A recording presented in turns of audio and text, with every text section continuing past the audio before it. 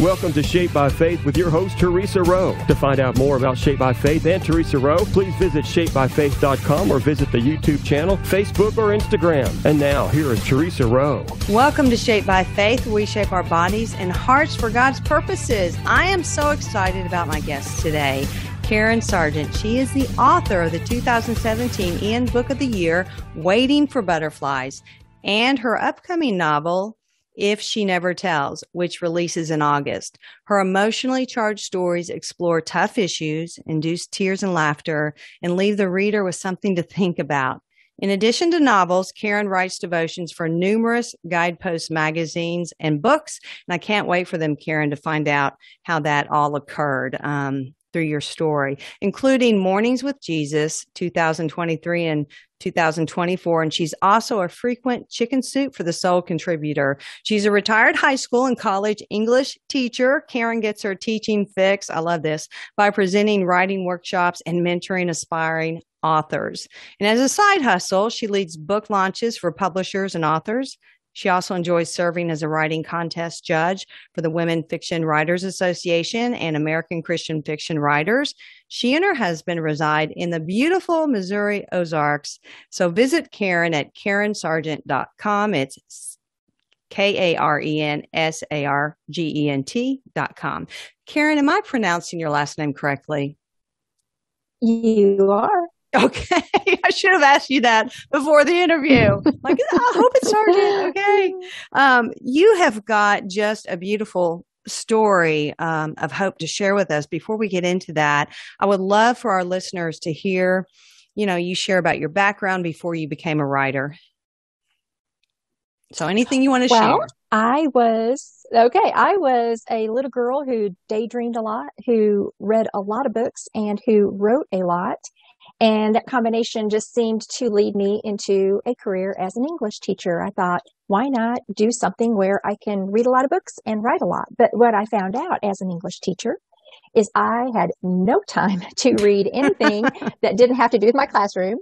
And I was writing, grading students' writing and teaching students how to write, which was truly my passion.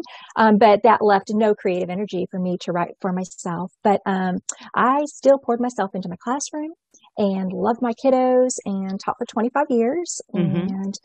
And when that 25th year hit, I was eligible for early retirement. And, God just said it's time. I just felt it just truly in my spirit that my door as a public teacher was closing. And I needed to move on to the next thing. And my first book had launched a couple of years before my teaching career ended, but I retired early and dove headfirst into writing. So that's what I'm doing now, and I'm getting to feel that passion. Okay, so you've always had that dream, right? Going on to become an author. Okay. I just remember as a little girl sitting at the kitchen table with a crayon and a piece of paper and drawing pictures and pretending to write words because I didn't know how to write yet. So it's been in me for a very long time. I love hearing people's stories because it always points back to a time in their life when we were a child, what God was doing through us at the time. And I tell people I wanted to be an actress, so I was always acting, writing my own plays. And here you were just writing out your thoughts. So that's wonderful. And people need to pay attention to that with their children and their grandchildren and encourage them in the way that they're talented and gifted. Tell us about your faith and when you began living for the Lord. It's interesting. Since I've retired and slowed down, I just have so much more time to reflect on just things. And my faith story is something that has just really been very prominent in my heart and mind here the last, few months, because it really goes back to, I was not raised in a Christian home, and I was raised in a broken home and a his and hers and ours situation that, was just not ideal, but it was fine. But my mother wasn't a Christian. My stepdad wasn't a Christian. And I just remember before I even started school, and this sounds funny to tell this story today, but so years ago, back in the early 70s, a gentleman who was a neighbor, I don't even remember his name, and I really didn't know his family, but he approached my mom and asked if he could pick my brother and me up for Sunday school. And my mom said yes. And so I just remember this man. I don't even know that I ever spoke a word to him, actually. But I remember being in the back seat of his car and going to Sunday school. And what he would actually do is he would take his family to church. He would come back to get my brother and me. And we lived about 7 miles out of town. Wow. He would take us to Sunday school. Then after Sunday school, he would take us home. And then he would go back and go to church service with his family. And I just remember being in the basement of that church on these little wooden benches and singing words like Jesus loves me and the Bible and his banner over me is love and all of those early songs, knowing I didn't really know who Jesus was, but I knew he loved me. And just reflecting back on how I felt as a little girl being in that place and knowing that I belonged, that's really where my story starts. And again, I can't tell you that man's name or anything about his family, but that's where my introduction came from, and I really feel like that's when Jesus did a work in my heart, even though I didn't understand it as probably about a 4-year-old. Right, that's pretty incredible. My mom became a Christian probably a few years after that, but she really wasn't involved in church. She just wasn't raised and didn't understand. Didn't really find a fit for church. It was just kind of a different situation. And she became a very regular church attender after I was out of high school. And actually, after my stepdad died, my mom became a pastor's wife. Wow. She remarried. So her story is pretty incredible. But what I find amazing is that through my life, because it wasn't my parents taking me to church, God always put somebody in my life. And for periods of time, for seasons of time, that made sure that I was in church. And so there are just a lot of people that stand in line that I need to thank who are responsible for my relationship with Jesus today. Well, that's pretty incredible about that man. But, it just goes to show we are all called to do that, to step out, invite people to church, pick them up, go out of our way to do that. And he was making disciples. I mean, look at you now. I mean, he's part of your story. And I can say the same. There's people in my life that God sent in, and I could not tell you who they are. But I just remember them, and I remember the impact. And we each have that ability to step out and make an impact on someone's life and point them towards Jesus. Well, I'd love for before we get into your story, I would love for our listeners to hear about your book, Waiting for Butterflies. And if you want to talk about your other book too, that's fine. Okay, so Waiting for Butterflies is my dream that finally came true in 2018. I actually got the idea for the story when my daughter was 5 months old, and the book came out the month before she graduated from high school. So I always say I raised a book and a baby at the same time. But Waiting for Butterflies, just quickly, is about a mother who is taken from her family too early by a car accident, and she is not ready to go. And so she is allowed to linger as a spirit, which I know is not theologically sound, but I say this is fiction. Right. But she was allowed to remain and watch as her family dealt with the aftermath of her death and was able to be released once she knew her family was going to be okay. So it's really about the enduring love of a mother and of a family working through brokenness and finding healing. And the story actually was inspired by the death of my own mother-in-law, who at 61 passed in the middle of the night. We got that middle of the night phone call, and she absolutely was not ready to leave her family. She had 3 granddaughters, all under the age of 3. And it was just the thought came to me that, what if somebody's not ready to go? Like she wasn't ready to go. And that's really what inspired the story. That's incredible. Where can we get a copy of that, Karen? It is available on Amazon. And it's called Waiting for Butterflies. So what did you learn about yourself while writing the book? Is there anything that stands out? I think the thing that stood out the most, and just struck me, is that as I'm writing about Maggie, the main character, who is a lingering spirit in her home, watching her family crumble. Her 14-year-old daughter thinks she's responsible for her mother's death, and she's not, but she thinks she is. And so some of the decisions she makes to cope with the secret she's keeping get a little bit drastic. And just, Maggie watching her family fall apart, and she can't do anything about it. And I just really realized that here I am, a mom, physically here with, at that time, my teenage daughters. And there were just some things that my only option was just to pray really hard. I had good girls, but teenage years are hard years, and things that they have to deal with and go through with peers and decisions and all of the junk that makes up being a teenager. Sometimes I was just powerless to do anything about it. I had to stand back and just get on my knees and pray. And I think that's just one of the things that stuck out for me the most as I was writing the book, is how much my experience is like Maggie's experience. That's good. Karen, we're going to take a really quick break right here. So when we come back, everyone stay tuned for more Shaped by Faith. We'll be right back. Welcome back to Shaped by Faith. We shape our bodies and hearts for God's purposes. Karen Sargent is the author of Waiting for Butterflies, and she was telling us all about it. So everyone needs to get a copy on Amazon and other places where books are sold. And she is the author of the upcoming novel, If She Never Tells. It releases in August. So her emotionally charged stories explore tough issues, induce tears and laughter, and leave the reader with something to think about. And I can't wait to hear your story, Karen, that you're going to share with us now.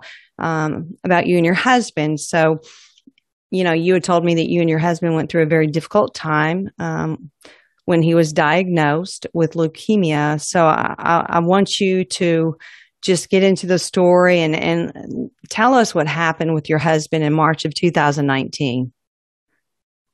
Okay, sure. So my husband was 32 years as a law enforcement officer. He retired as a Missouri State Highway Patrolman, which happened March 1st of 2019. But his last several weeks on the job, he was so sick. He had an upper respiratory infection that rounds of antibiotics and steroids, nothing would take care of it. And he retired, and on March 18th actually started a radiation treatment for recurrent prostate cancer. So we were getting ready to start that battle, actually try to finish that battle. He had surgery for that. But anyway, so he had a treatment on the 18th. He had a treatment on the 19th, and he had 37 radiation treatments ahead. And, we all know how hard that is on the body. And we had gone to bed on the 19th that night. It was a Tuesday. And he was just so sick. And I just put my hand on his chest and prayed. And I'm like, Lord, please heal him. I know you can.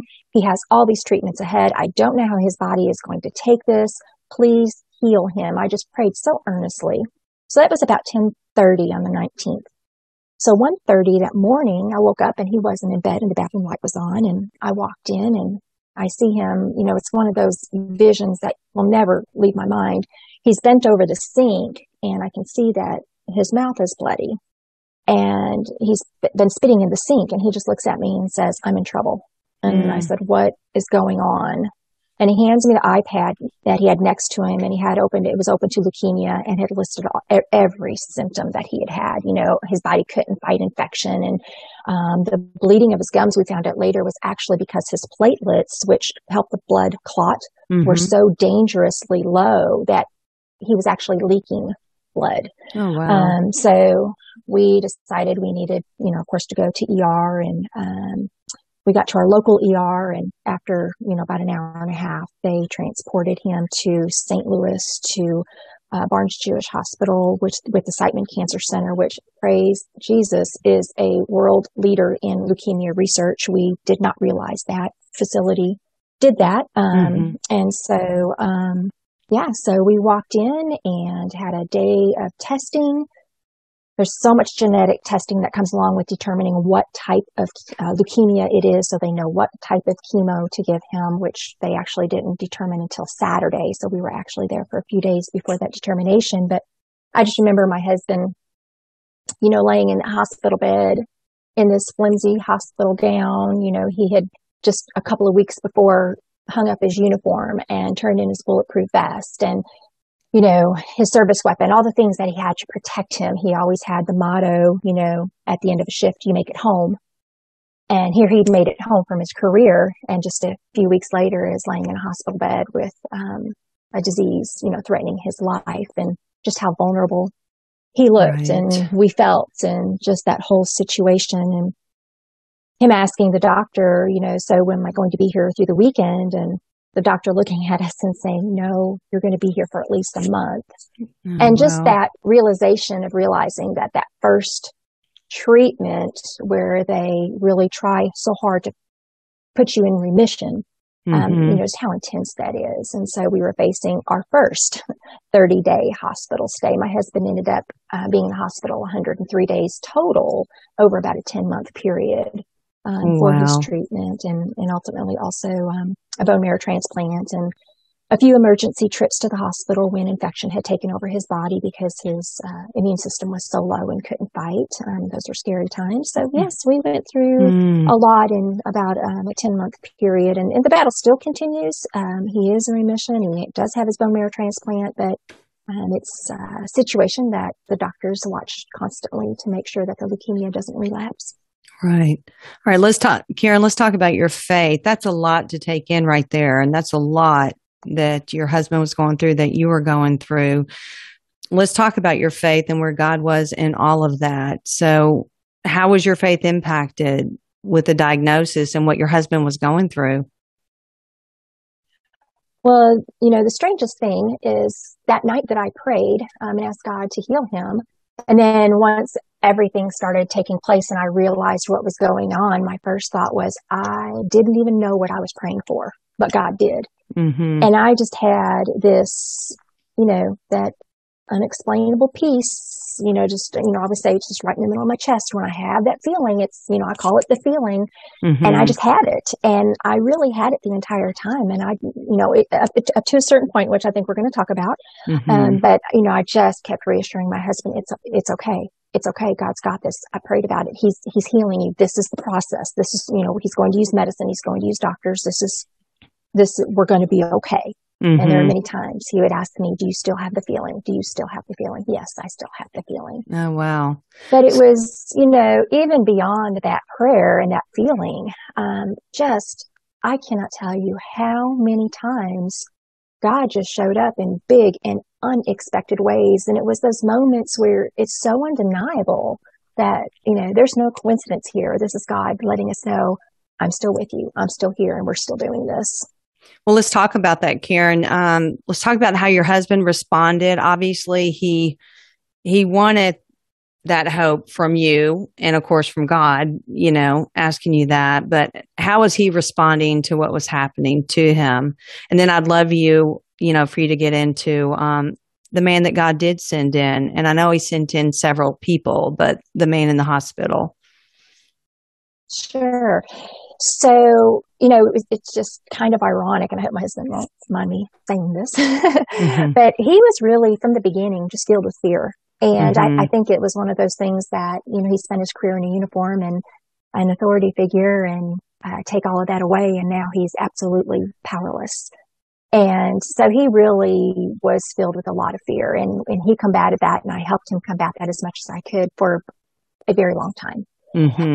But after he had been in for a few days, and again, this is March, I met a gentleman in the hall. His name was Joe, and Joe was in his 80s, and he was also receiving treatment. His was an experimental treatment, though. And Joe was just bubbly and talked a lot, and just a real kind gentleman. And so unlike Joe, my husband, had not left his room, even though the doctors had told him, get out, walk the hall, keep your strength up. He just didn't want to leave the room. And I finally said to him, one time I threw some clothes at him, shorts and a t-shirt, and said, get dressed, we're going for a walk. And while we're walking the hall, Joe was in the family waiting room alone. And I said, hey, come in here and meet Joe. And so Joe and my husband started talking, and come to find out they were both huge college basketball fans, and it's March, so March Madness is going on. And in the family room was a big flat screen TV, so a ball game was on. And so that was the instant connection for Joe and my husband. And so for the first 3 weeks, my husband was there.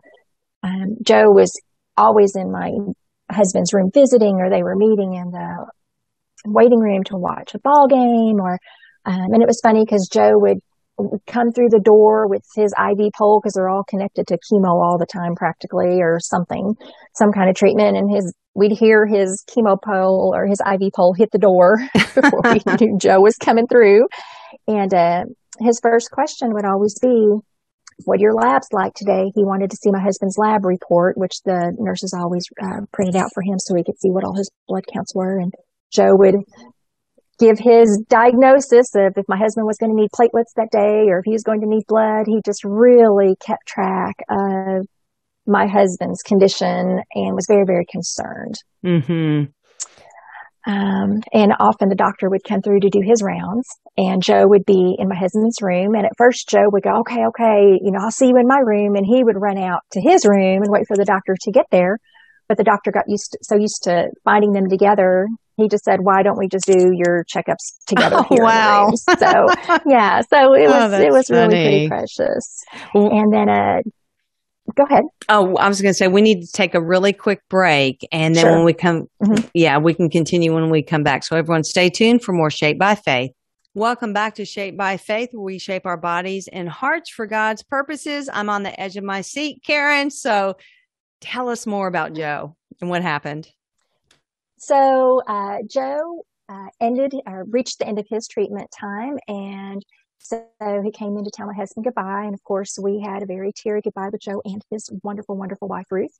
And when he walked out the door, my husband said, he's my angel. Joe is my angel. And, we truly feel that God put Joe right there. He was the perfect man to help my husband walk through his fear and take some steps forward and just have some hope. So Joe wasn't the only person that God put in our life at crucial moments. There were many, many, but I'm going to skip ahead from March till September, which was when my husband was getting ready to have his bone marrow transplant. And up until this time, that piece that I talked about earlier had just been so solid and so strong, but we were facing this bone marrow transplant, and the doctor had given us some statistics that there was a 20% chance that the bone marrow transplant could be fatal for rejection reasons. And as that day came closer, that 20% got really, really big in my head.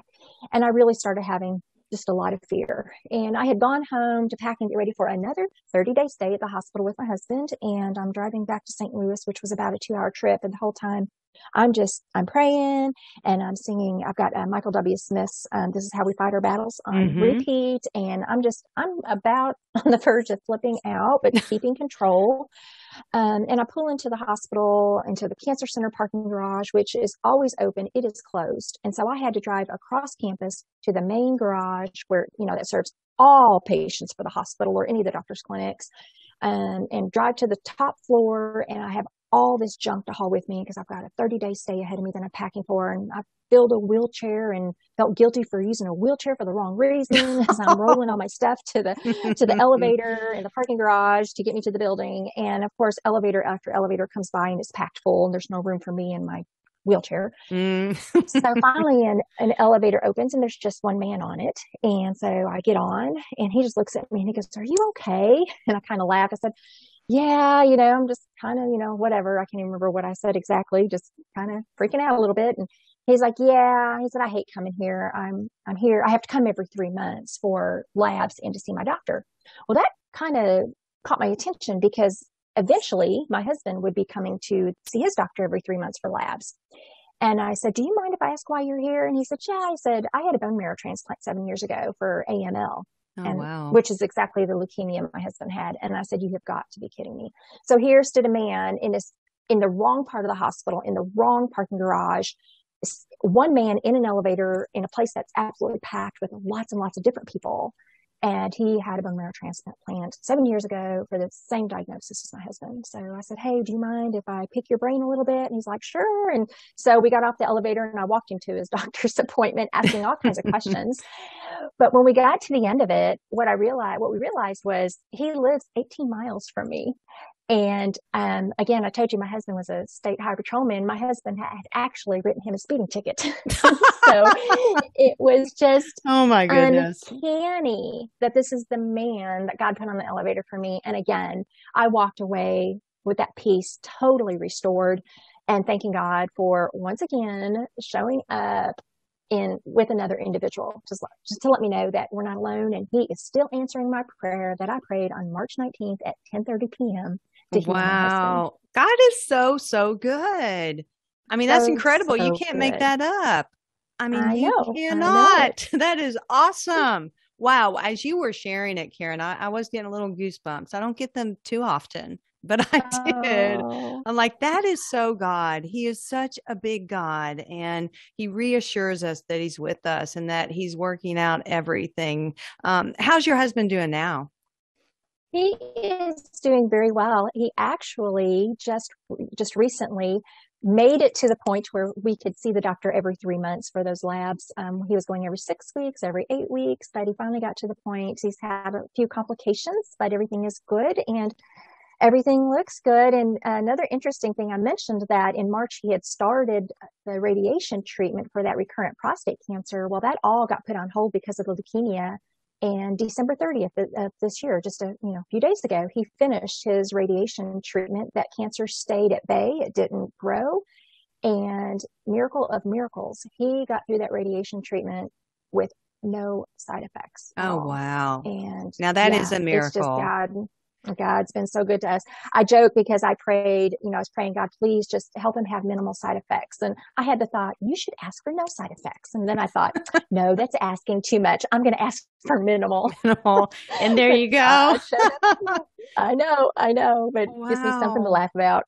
You both have an incredible story. I want to thank you so much for sharing it with all of us on Shaped by Faith today. And I would love to have you come on some other time, Karen, maybe a few months, 6 months down the road, and check back in and see how things are going for you. Okay? I'd love to. Thank you so much, Theresa. You're welcome. And thank you for listening. I'm Theresa Rowe. Everyone have a blessed day. Bye. Thank you for listening to Shaped by Faith with Theresa Rowe. Remember to visit shapebyfaith.com to find out more about workouts, the TV show, podcasts, blogs, Shaped by Faith products, and much more.